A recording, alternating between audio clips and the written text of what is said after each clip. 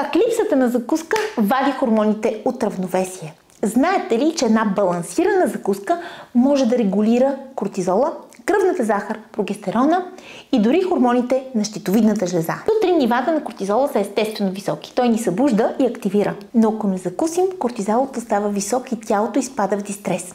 А вечерта неустоимо посягаме към нещо сладко или тестено. Ако се храним осъзнато и балансирано, изпращаме сигнал на тялото, че всичко е наред. Инсулиновата чувствителност се запазва, кръвната захар остава стабилна. И най-важното, репродуктивната система работи оптимално, поддържаме добри нива на прогестерон, щитовидната жлеза синтезира Т3 и метаболизмът не страда. Фастингът не е универсално решение. Прилаган неправилно може да доведе до косопад, до хормонален хаос и дори до покачване на килограми.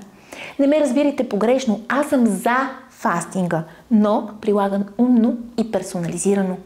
И ако ме питате честно, по-ефективният фастинг включва изключване на вечерята, а не на закуската. Аз съм Яна Данилова, физиолог, нутриционист и експерт по метаболитно и хормонално здраве.